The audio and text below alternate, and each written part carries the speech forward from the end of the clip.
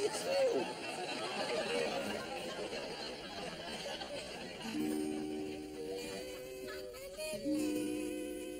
Between desire and reality. A bit. Between fact and breakfast. Madness, lies, lies, lies. A bit. I hate you, and yet I hate you. As love, rage, and aches of the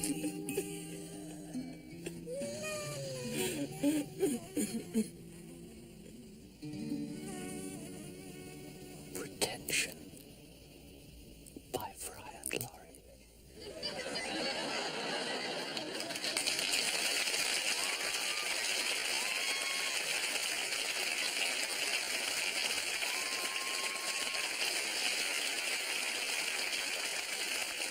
Hello. Good evening. Welcome to another evening of light comedy, heavy sarcasm, medium weight conversation, and good rocking sex. For the next half an hour or so, you're going to be in our hands, but we like to think of you as being in our arms too. That's right. Snuggled up in your cosy homes, curtains drawn against the night. A cup of low-calorie, chocolate-style fluid by your side, your fingers toying with the hair of your best beloved in your lap. Or perhaps you're just in some hotel with nothing but a paperback and a prostitute for company. Or perhaps you're, as I often like to, you're just standing naked in front of the mirror with nothing but a radish and a whole world of possibilities open.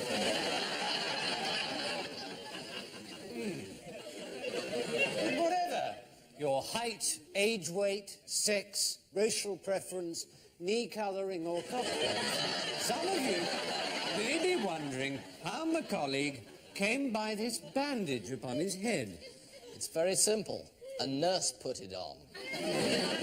What my colleague is trying to say, if he had but the words, is that this afternoon he sustained an accident to his head. Vince, run that tape if you'd be so careful to do exactly as you're told. I hereby declare this second episode of A Bit of Fry and Laurie open.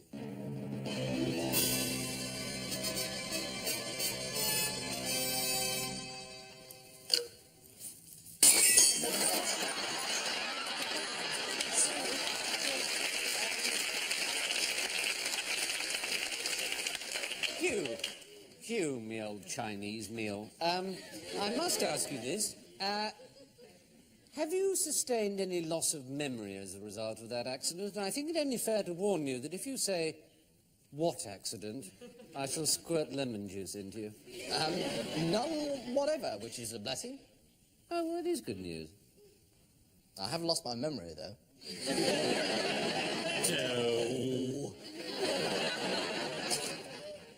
Can't seem to find a flush or a hand.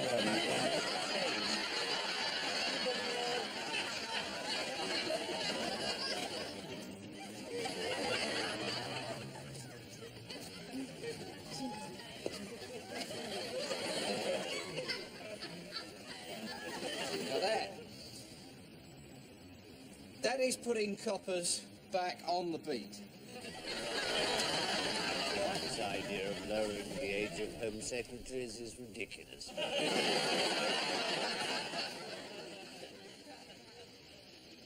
You know that cling film? That polythene stuff you put over food? I love that stuff. I love it.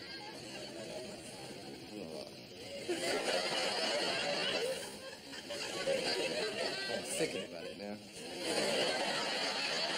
Yeah, but Transport Minister in the back of the cab the other day. It took us an hour and a half just to get down Embankment. And he tapped the window, this one behind me, that window there, that very one. He tapped it. He said, "Oh, cabby," he said. He said, "Why is it taking so long?" I said, "It's taking so long, you dozy turd. It's taking so long because you have let the public transport service of this country run into the ground. They've become a standing joke. It's taking so long," I said, "because you are a cast iron, 100-carat, natural fibre git. Now get out and walk before I come round the back and give you a good hiding." I didn't actually say that. I shouldn't have. I wrote to my MP a couple of weeks ago. I said, "Dear dickhead, you're a wanker." I haven't heard back yet. Now then, I've got a doll here. Can you show me what it was that he used to do? He didn't use a doll. No, I mean, pretend that the doll is you, and then show me what it was. Right. Well, he would take my hand like that, and he'd move it up and down a few times.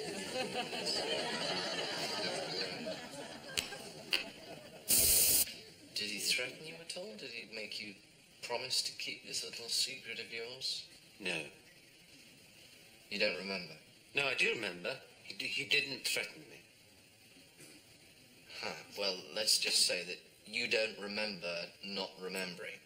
No, I do remember remembering, because I remember thinking, I must remember this. You're in denial. I'm sorry? Denial is what we call the state you're currently in.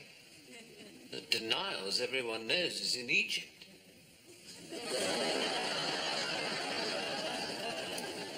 Well, it's time now, ladies and gentlemen, to introduce some guests onto the show. And first up is the thoughtless man's thinking man, the serene love kitten of the caring set, the day-glow volunteer of international masturbation. He's the boy they said would never grow up, the best damn lettuce in the whole salad bowl. Let's meet, let's greet, let's something rhyming with eat, actor, hook farmer, and excremental narcissist, Kevin McNally.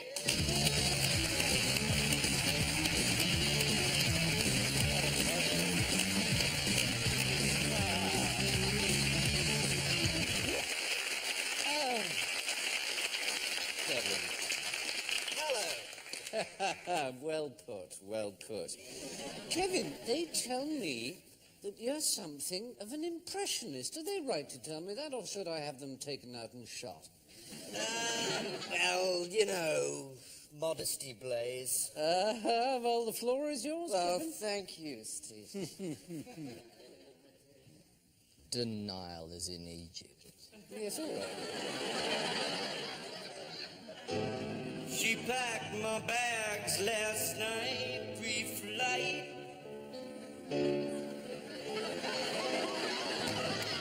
Zero out. Whoa, Kevin. Impressionist? Impressionist? There's nothing like Manet or Renoir or... Monet, It's pathetic. You're way off, mate. Oh, no, it was sounding more like Elton John than anything else. No, come on, you're in disgrace. Come and sit down. Hugh, who have you got lying under your tree? Well, you know, Stephen, there are many people who can act, many who can sing, many who can dance, many who can make you laugh, many who can play the kitchen, knit, drive to Formula 3 standard, achieve a grandmaster norm at chess, fart and spell the word moccasins. My following guest is one of that rare breed who can do none of these things and less. She is, quite simply, quite simple. Her hair is her own, and her shoe size never a disappointment. Will you please welcome Fiona Gillis? Oh, it is. It is. Oh,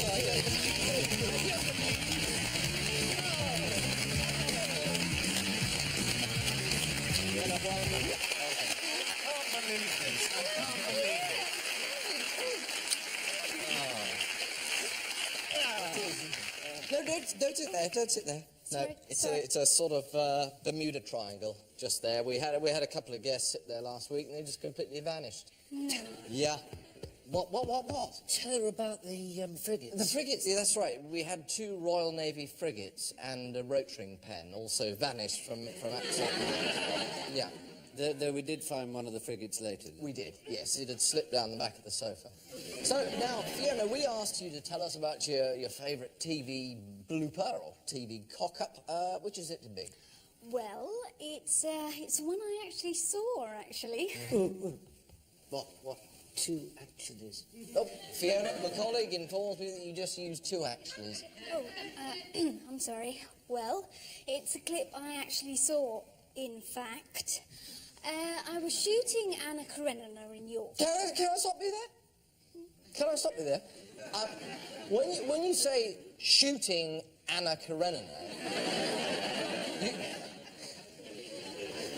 you don't actually mean filming, do you?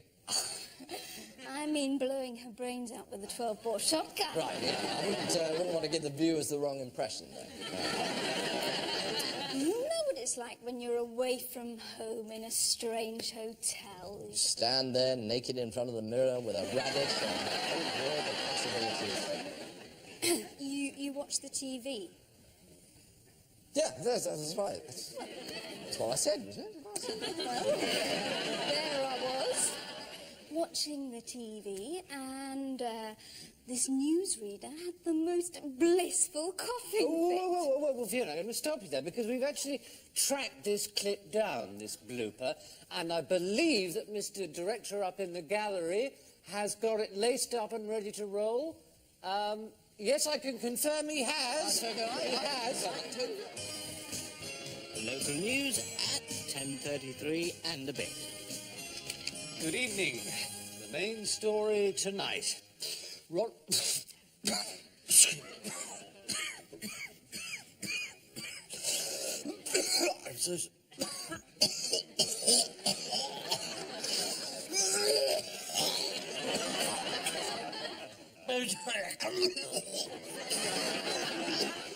Yes, the main story tonight. Ronald Satterthwaite of Skipton announced that the oyster season...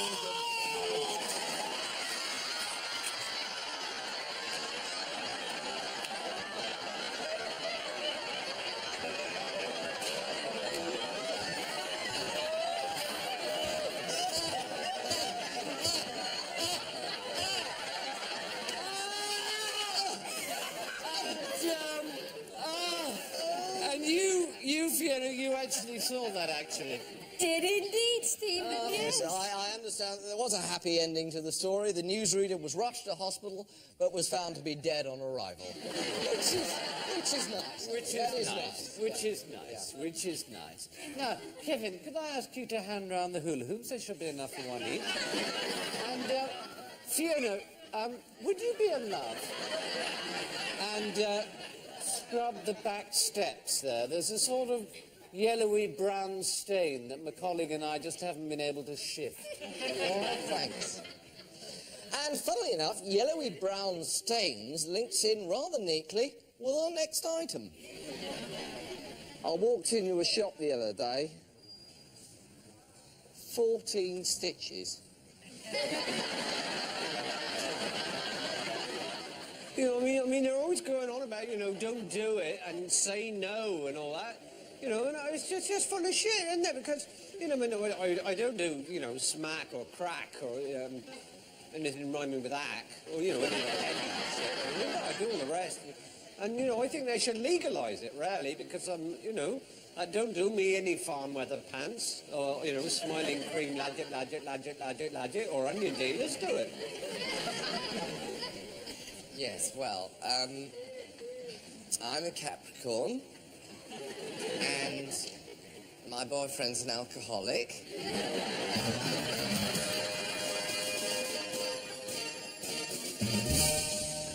Hello, and welcome to English people appear to be the most ignorant in Europe. This morning I shall be asking questions of our 3 likely contestants. Dieter Schomer, who is a dental technician. Hello.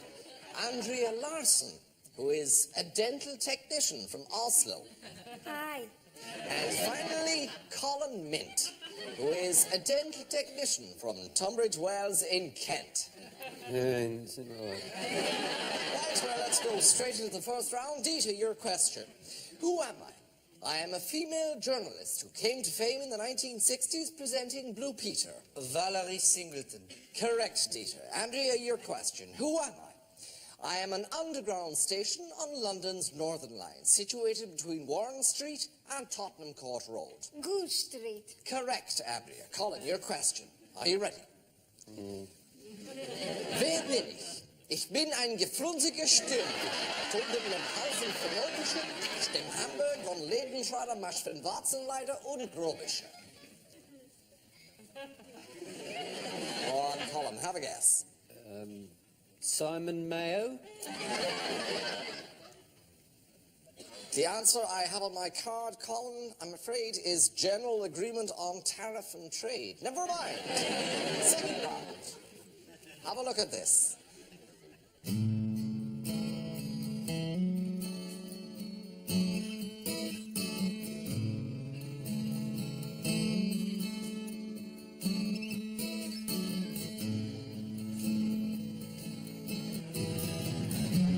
She's got eyes like diamonds, hair like twisted gold.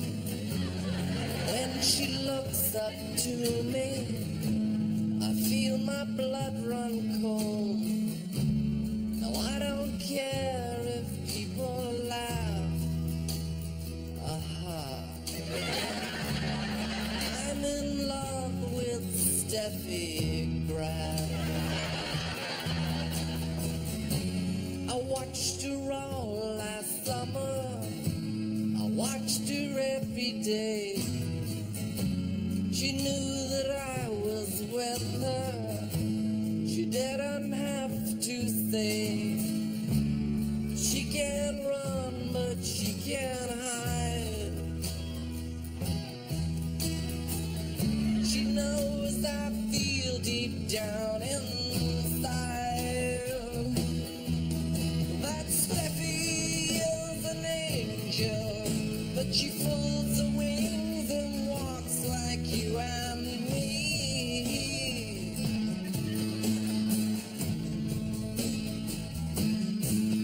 She's extremely good at tennis on any kind of surface there might be.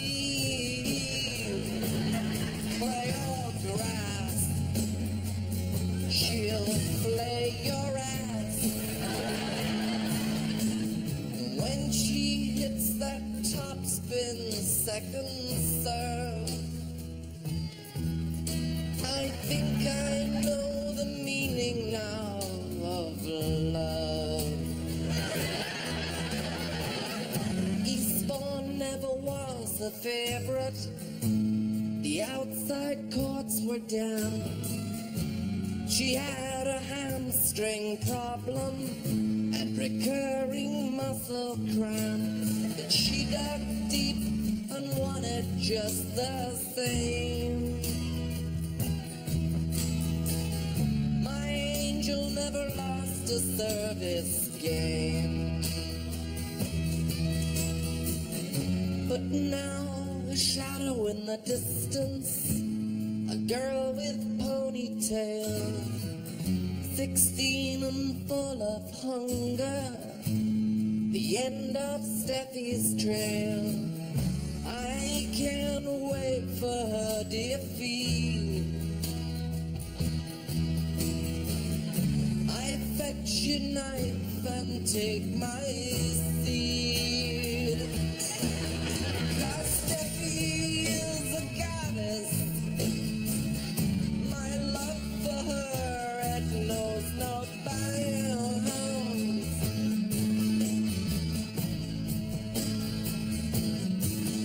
I'd kill to make her happy, or just to get her through the early round. Kill all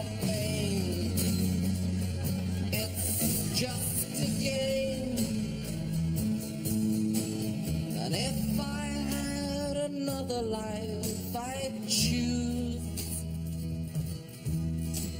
to come back as one of Steffi's shoes.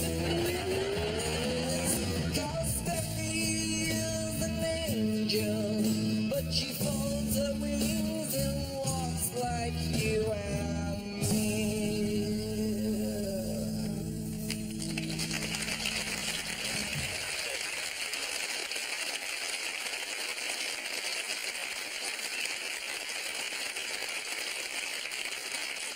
Ready?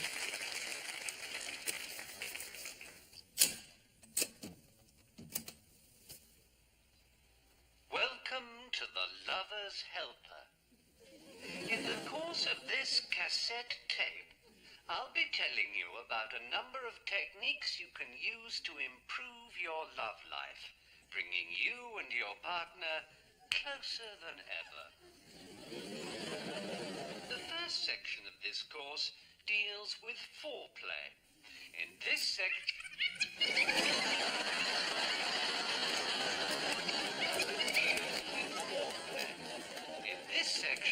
I want to deal with some techniques that can help you arouse your partner. Start off by simply holding each other. Now, try stroking your partner. Key thing to remember at this point is relaxation. If you're feeling very relaxed, now might be a good time for the man to touch the woman's breasts.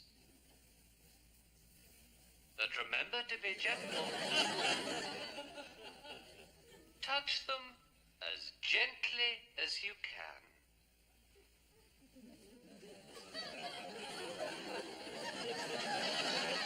Try moving one of your hands gently up and down.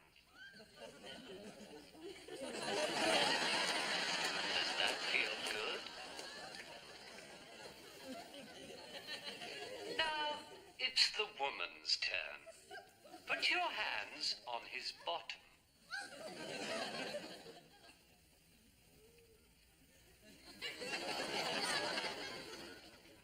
Perhaps you might give his bottom a squeeze.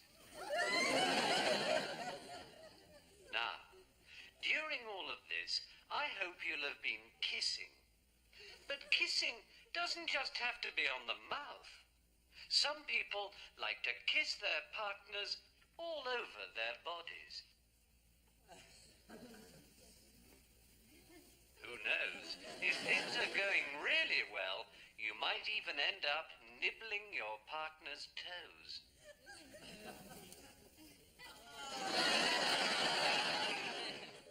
If it feels good, this may be the right time to start thinking about intercourse.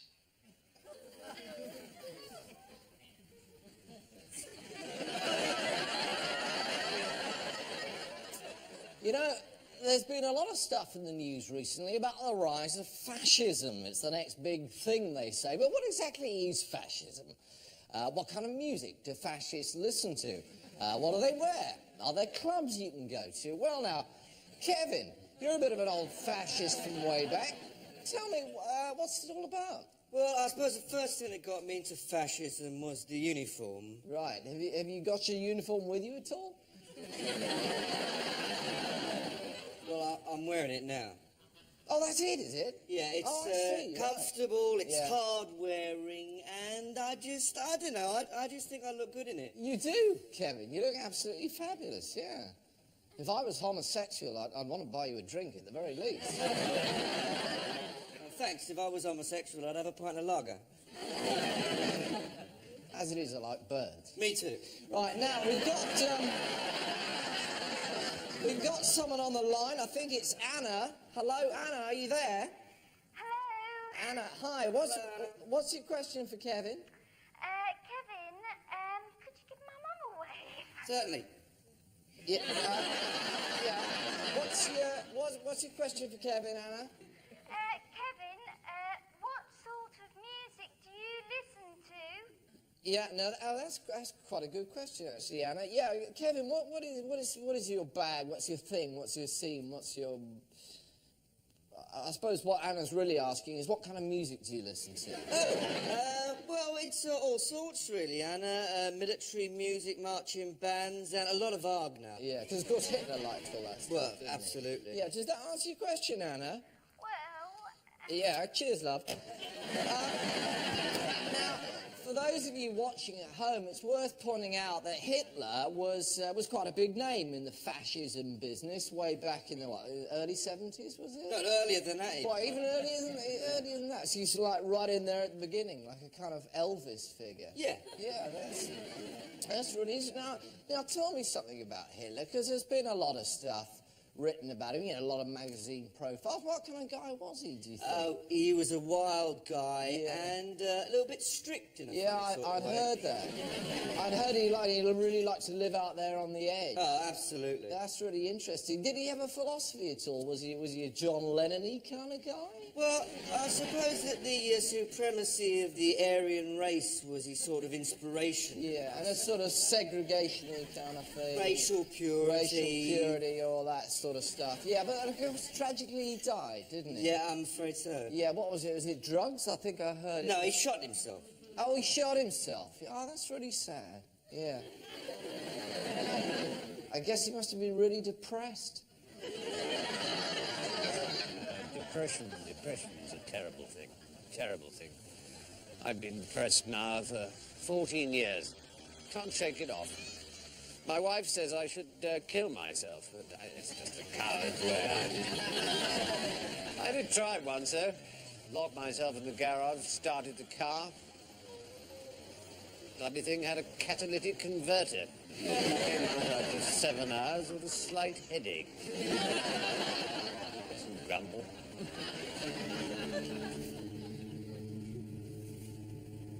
Hello?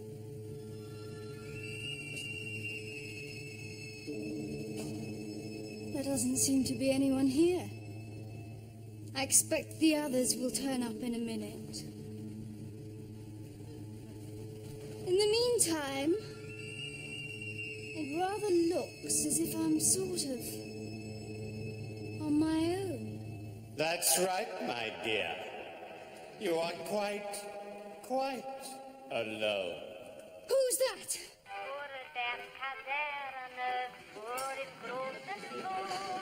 If I had settled on the moor and may not lift for days. Who is there? Show yourself! Oh, come, my dear, don't say you've forgotten. Forgotten who? What? Welling Garden City, 1974, Debenhams car park. I waited, Fiona. I waited a long, long time, but you never came. Why didn't you come, Fiona? I waited. The traffic. I had a flat headache. My wife turned up. The fire burnt down. Oh, what's the use? Oh, Max. Max. Max. I've waited a long time for this moment, Fiona. Max, I'm so sorry. Sorry! Sorry! You leave me with 3 bags of quite heavy shopping. Go off to Paris with your lover boy dancing laugher, and then tell me that you're sorry! Oh, Max, you don't understand. I was young. I was in love. You broke me. You broke me in the Fiona? My colleague? What's going on? Nothing. Nothing at all. No, we're just chatting. Fiona, I must say, you look absolutely fabulous. Alive, feline, arousing. No, that's Fiona.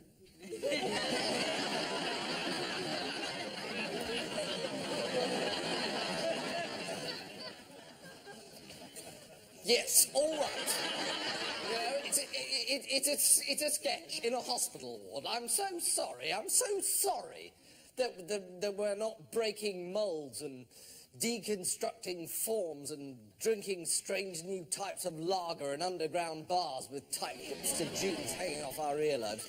I'm so sorry, you know, that we haven't raised interesting cultural questions. I'm so nose-blowingly sorry. You're not sorry at all. Damn bloody right I'm not. It's a hospital room, all right? He's a doctor, he's a patient. Oh dear, oh arsing dear. What a disappointment. Where are the challenge perceptions there? I don't wonder for a single hair gel time-out reading bloody minute. They are. Say twim, twim, twim, twim. Fadabahawi, fadabahawi, twim, twim. They do still exist, you know. Hospitals. Just because a lot of twats in black polo necks fart their way through the Late Show talking about the dark underbelly of British social repression. It doesn't mean hospitals don't exist and that people don't go to them when they're feeling ill. What? Get out. Well, Doctor, yes. Well, the situation is this. We do have a new heart standing by, ready to go in. A very nice heart it is, too. Red, which I always think is the only colour for a heart. No, that side of things is all fine. Oh, thank God. But, and it's a pretty fat but. You're a smoker, aren't you, Mr. Spears? Well, occasionally. You occasionally smoke cigarettes, yes. Is that a problem? Well, I'm afraid it is, yes. Puts me in a hell of a position. Mr. Twovey doesn't smoke, you see. Mr. Twovey? Yes, nice chap, 2 rooms down, came in yesterday. He's also hoping for a new heart, and he's never smoked in his life. Well, he smoked once, but didn't inhale, so he says. So you mean the one heart you've got, you're going to give it to Mr. Twovey? No, not necessarily. As I say, he's a nice enough chap, but by God, you should see him eating soup. Soup? Oh, revolting sight. Slurping, sucking, spilling all over the place. Quite revolting. Yes? Now, I've seen you eating soup, Mr. Spears, and it's rather an attractive sight. You know, you hold the spoon properly, tilt the bowl away from you, suck out of the side of the spoon, not out of the end. Altogether very neat about it. Very neat indeed. So? So, I would say you're about even on that score. Of course, you don't dress as well as Mr. Twovey. Gerald does a lot of good work in the community. I'm so sorry? He's very active within the community.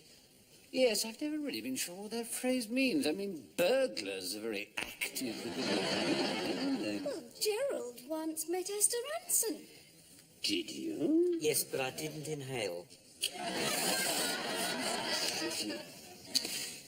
Eeny, meeny, miny, mo.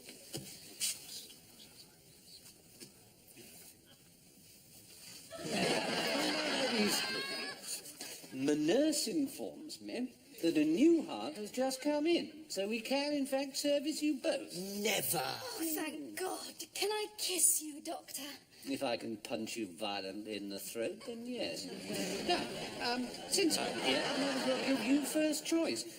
Of the 2 hearts, the first is, it's from a young squash player from Aberdeen, about 25 years old.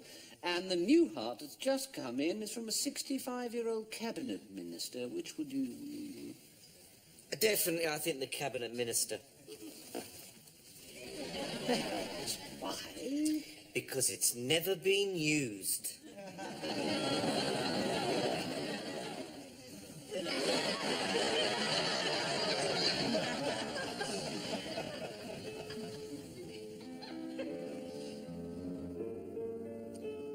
Say, Hugh, Do you know the way to San Jose?